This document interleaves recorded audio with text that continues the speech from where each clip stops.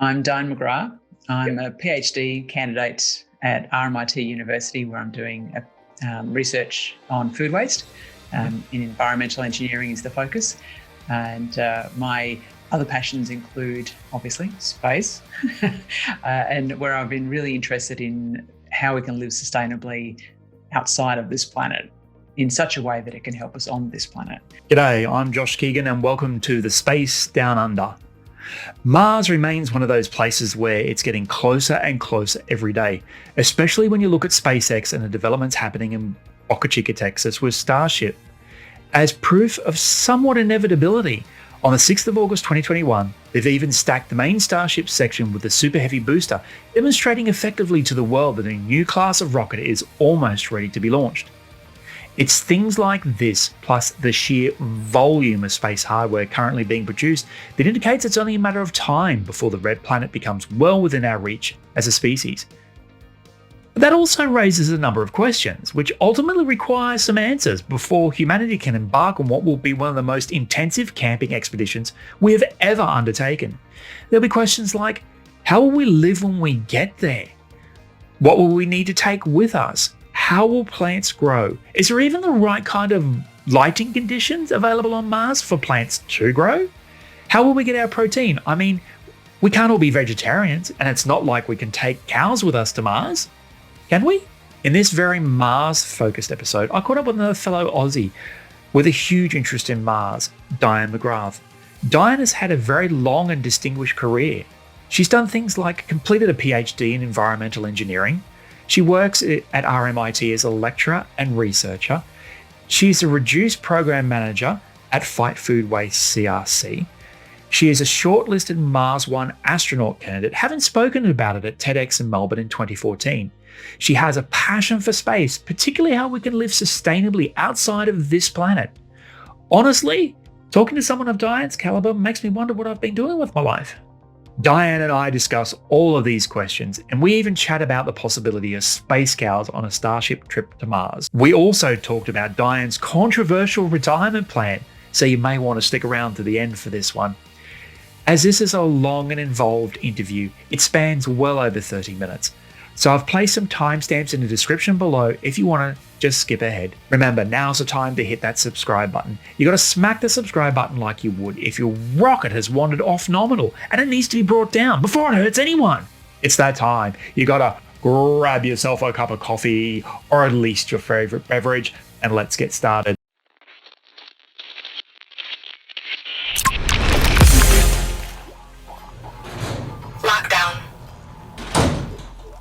I find doing research around life on Mars, long duration spaceflight missions, and even obviously lunar bases, and that how can we use the resources that are there, whether they be food, energy, water, or whatever.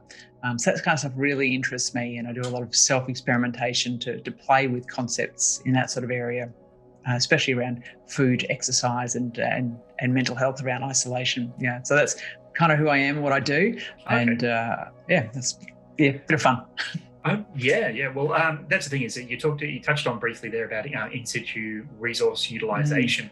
So with that, are you doing anything in particular with the in research into that? And what exactly are you doing in terms of recycling initiatives that will help us on planet and off planet?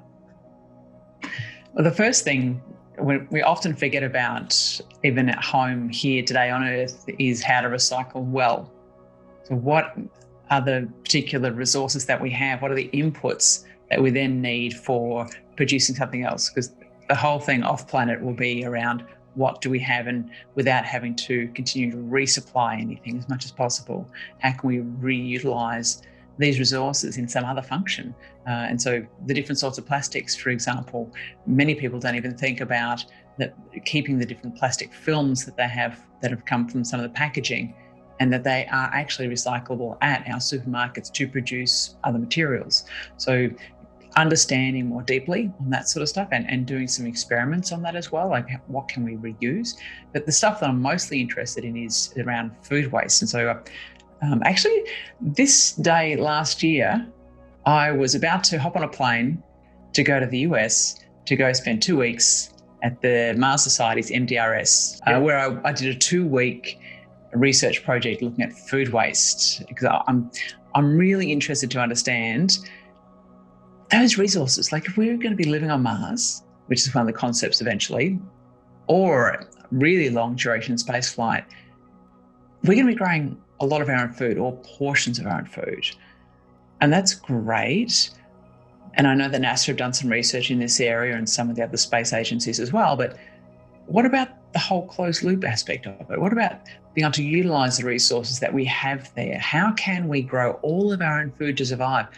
What nutrients are we giving those plants through the soil? So that's kind of where I was doing some work last year at the MDRS to try and understand how much waste do we produce as a small crew of four. There was four of us. That would be like probably very similar to the size of the early crews that would go to Mars. They wouldn't be much more, maybe 6, maybe a few less, but more likely 4 to 6. How much waste do they produce? What's the quality of that waste? And could that waste then be used to start compost systems for producing plants in Martian regolith? Like how much compost do we need to add and all this sort of stuff? So that's kind of some of the areas of interest that I play in and the research that I've been doing recently. Well, that actually brings me to an off-the-cuff lead-on question. So, how accurate? Like, I've watched The Martian. It's one of my favorite movies with Matt Damon. I love it. You know, and I get it, and I understand how it all works. How accurate was that that we were able to? I know and I understand that we've got human biota and flora and fauna in our guts and all that sort of stuff. How accurate was that to be growing something in Martian regolith? Is it possible, or is it plausible? Will it ultimately be potatoes? I'd like to think we'd have a few more vegetable matter to try than just potatoes. The good old spud, as tasty as it may be, there's a slight decrease in the nutrient availability for us over time with that. The Martian, brilliant. Great science fiction, great science facts that kind of blend in parts. So there are elements of the food production system of the Martian, which are pretty close to the mark. Martian regolith doesn't have organic matter. I think most of us that are in the space area understand this and recognise this to be so. But there's been research that's been done in Martian simulant soil. And I know using the term soil is not actually accurate because it's not soil unless it has organic matter in it. However, as we know, NASA have a Martian simulant soil, and I've had a few variants of it over the years as they've understood more about what the constituents are of the samples that have been analysed on Mars by the particular landers and rovers there. Now, we know there's been a few researchers that have been looking at, well, can we produce things in that? Do peas, potatoes, tomatoes, watercress, some very quite simple plants, do they grow in such soil? And Mars One, actually, that I'm a part of the Mars One mission, and we can talk about that a bit later. But they've been working with one of the universities in the Netherlands to do research on producing plants in Martian regolith with organic matter added. And they've done this research for quite a few years now. And that research group in the Netherlands has looked at how plant production has compared in Earth soil versus the Martian regolith, which they obtained from the NASA group, as well as Moon. So Earth, Moon, Mars. And unsurprisingly, Earth soil produces the best products. However, when quality nutrients, when compost was added to Martian regolith, that produced really good food. So they were able to produce enough food in Martian regolith to essentially produce meals. So it is doable. And just on the side, the Moon sample, not so good. So they didn't. It's even when you add organic matter, it still didn't produce plants anywhere near as well. Which is something that for future missions like the Artemis project, etc., we're going to have to think about. Well, how much are we going to be able to really do there, and what are our food production systems for lunar cycles and how we live as groups on the moon, because that will happen over time. And I think it's really interesting to see what plants are going to be most productive. And then not just can we grow plants, do they produce, because we're going to have to regrow them. So harvesting the seed, and then can that seed then germinate and regrow in the future? Because that's part of that food production cycle. And that's really interesting stuff, because we can't be reliant on resupply constantly on Mars. So my question is just a quick one, a quick side one, which is with the lighting conditions on Mars, is there anything that's extra that's needed? I mean, we have the perfect lighting conditions for the evolution of plants on this planet. Is there anything else that we need to add in terms of lighting conditions for plants to grow well on Mars? Yes, I think we're going to have to start to experiment with a lot more variable LED lighting, because the quality of the sun, so the strength of the sun, as we know, it's about 44% as strong on Mars as it is on Earth. But even then, we're just making that assumption that plants are growing outside. They're not going to be able to grow outside, because we'll need to still grow them in a pressurized space, because they're still organic beings that are going to be affected by the environmental elements that are on Mars as well. Extreme cold, so they're not going to grow so well outside, as well as the fact that plants do need oxygen, even though most people think, plants take in carbon dioxide and throw out oxygen into the environment. They do, but at different times of the day, they actually need to respirate like us. They need to take in oxygen as well. So growing plants on Mars will be done in some pressurized undercover type environment, whether that's going to be in shared living space with human beings, and then you've got to obviously manage different gases and gaseous exchange in that instance, too much oxygen, not enough, and so on, and how that affects plants versus humans.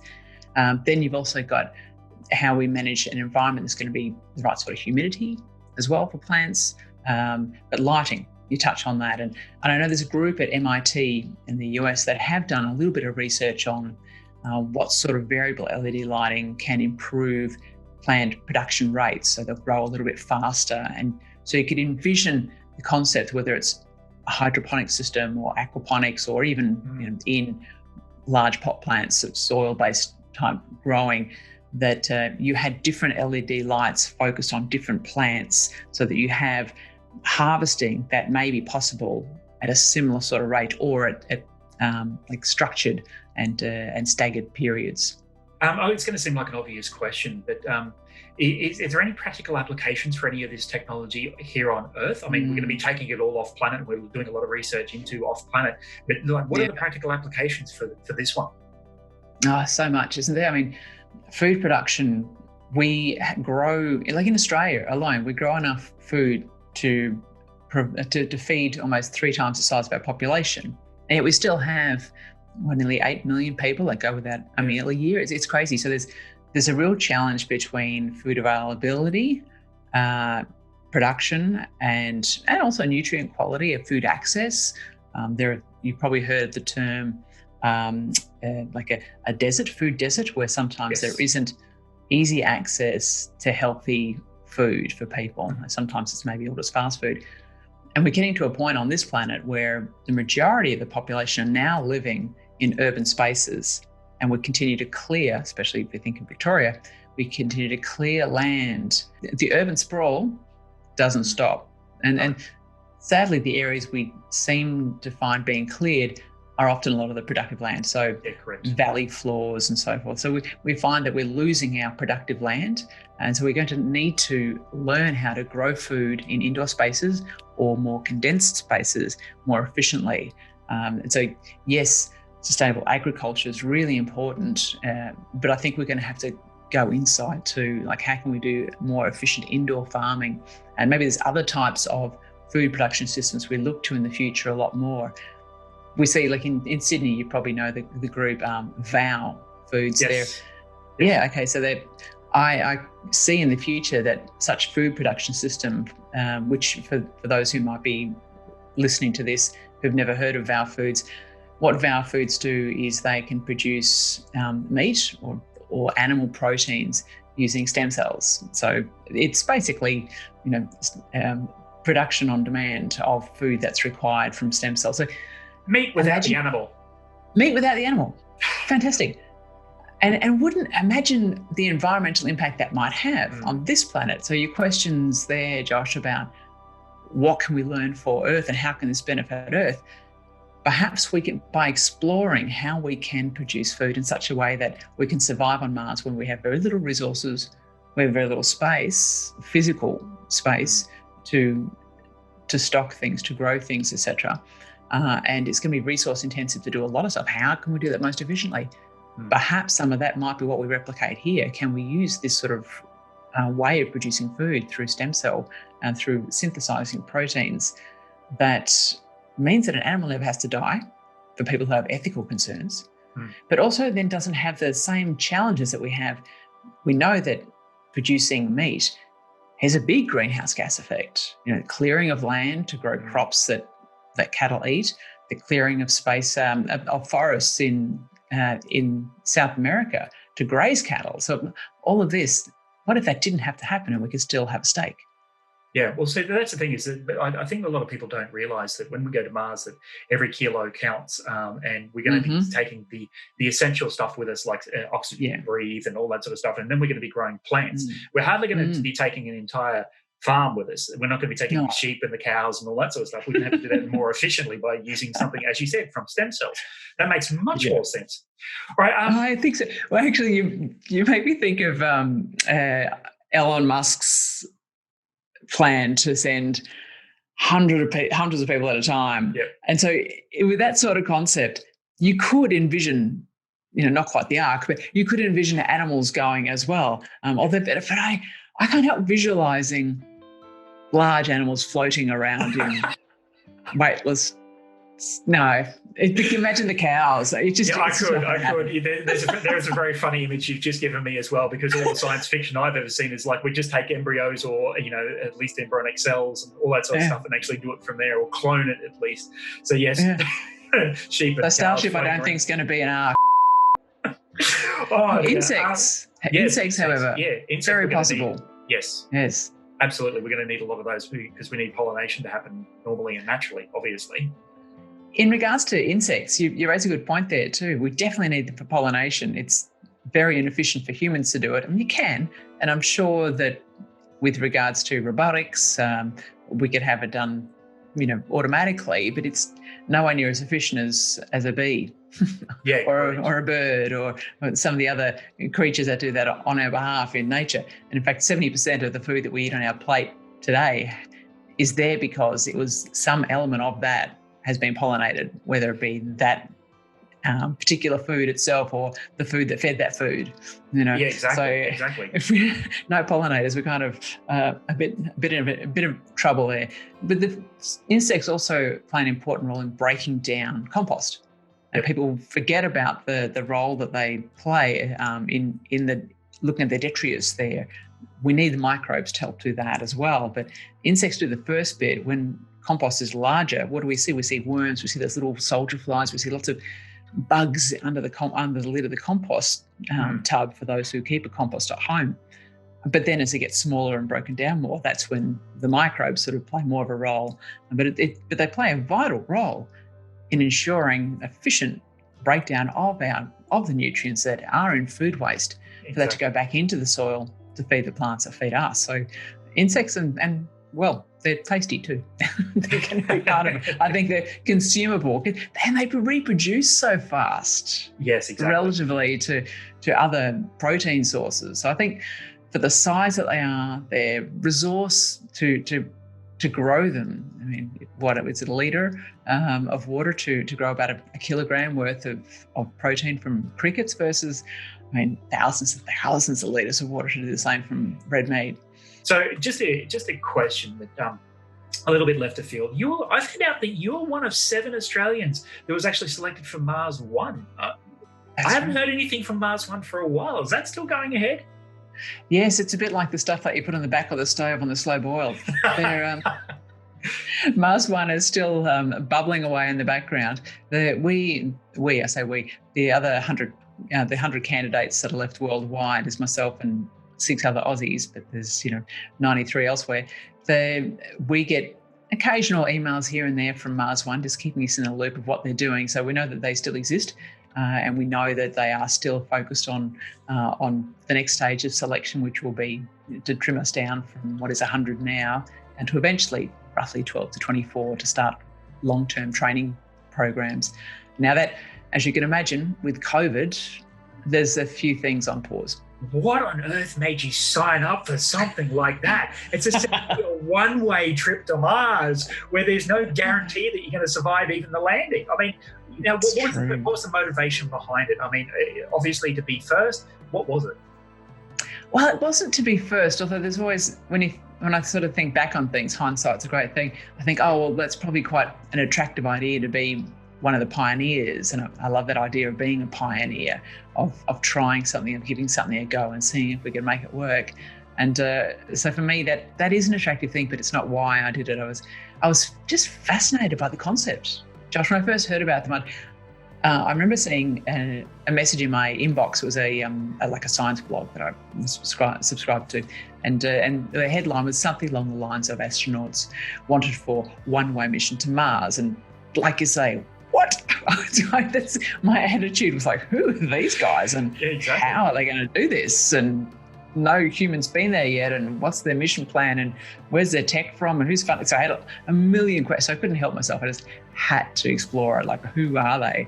So I spent ages researching them and checking out their technology roadmap, and was pleased to see that they weren't trying to build it themselves. They were going to outsource that to Lockheed Martin and all of the tech companies that do that kind of thing. But what they were going to focus on was getting the people part right. That made sense to me. I thought, well, their advisory board were a group of people who really had the know-how in that area, and their head of selection, who's their chief medical officer, Dr. Norbert Kraft, had spent over a decade working with NASA on long-duration spaceflight training and selection processes. And I thought, oh, okay, they've got a bit of credit here for me. I'm prepared to give it a go, because, wow, imagine. I mean, just imagine if we could show that we could live on Mars. Like, if we're having to live on Mars, we can't be reliant on resupply. And here's where my passion comes in, like the sustainability. If we can't be reliant on resupply, we can't pop down to the shops because run out of milk. How do we do it? And then what are some of the systems and technology and all that we're going to have to invent before we even go? Because, if we try and go to Mars, to know that we have to grow all our own food, or, ensure we have pretty much 100% water recycling, which we don't have at the moment here on Earth. I mean, most of our recycling systems, they're around 85% efficient at the top. Yeah. How can we be more efficient? How can we drive that so much that actually pushes us to create it here on Earth first? Because they're not going to send it untested to Mars, are they? No, they're going to have to build it. Yeah, so it'll be prototyped here, it'll be tested here, it'll be scaled up, it'll be tested in isolation, they'll bombard it with radiation. They'll do so many things to try and simulate a Martian environment with it, which will mean you'll have this extraordinary, robust way of recycling our water, of managing our waste, of more efficient energy use. And I thought, wow, if we try and live sustainably on Mars, like even try and develop the tech to do it, we could potentially recreate this planet just by trying to go to another one.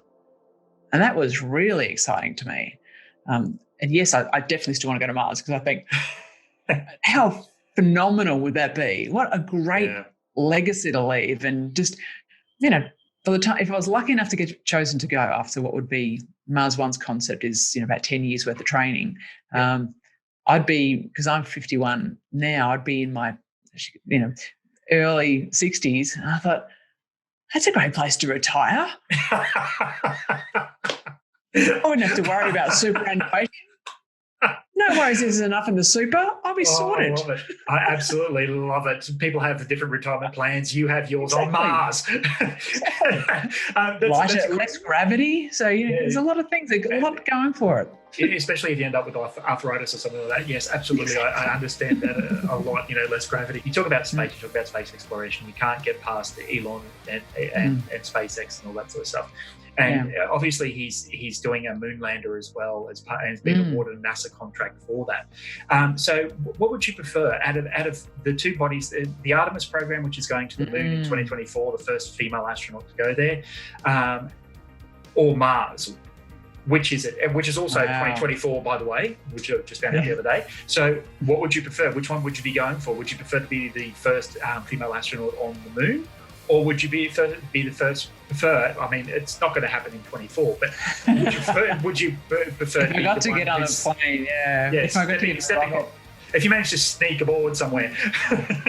Sneak aboard. If I managed to be the first female on the moon, that would be pretty amazing. I'd still love to go to Mars.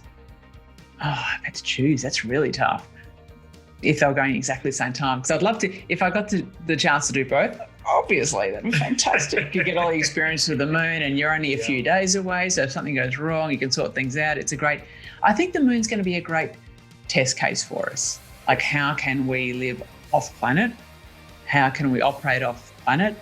What systems can we develop so that we can extend our reach and our exploration beyond our lunar space? And I think that cislunar space, which is really exciting stuff, to go to Mars is another game entirely.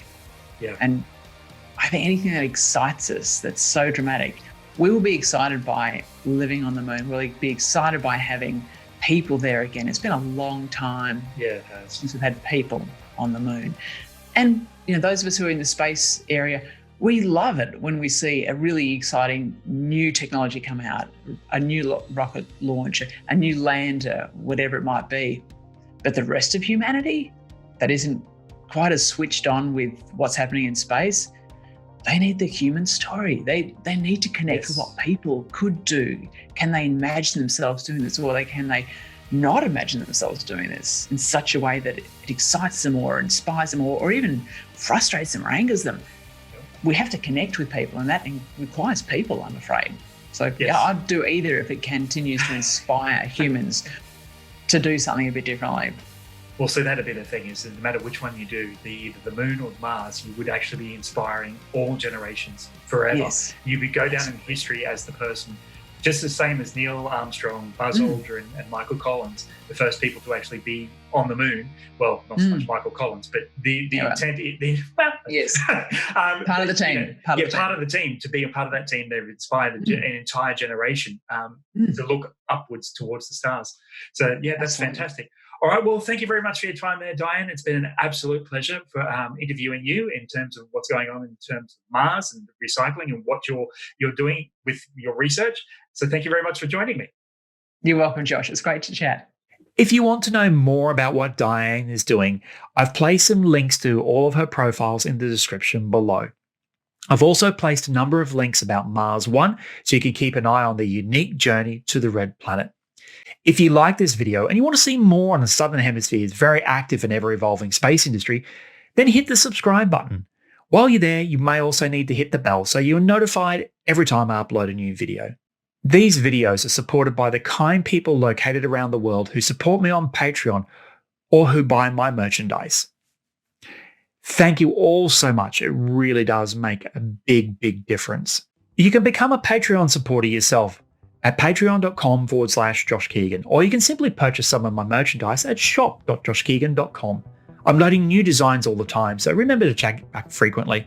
If you'd like to keep up with what's happening in the Australian space industry, then please join us on our Facebook group. On Facebook, there are also a number of people who you can chat with about whatever is happening in the Australian space industry. Thanks very much for watching, and remember, stay caffeinated.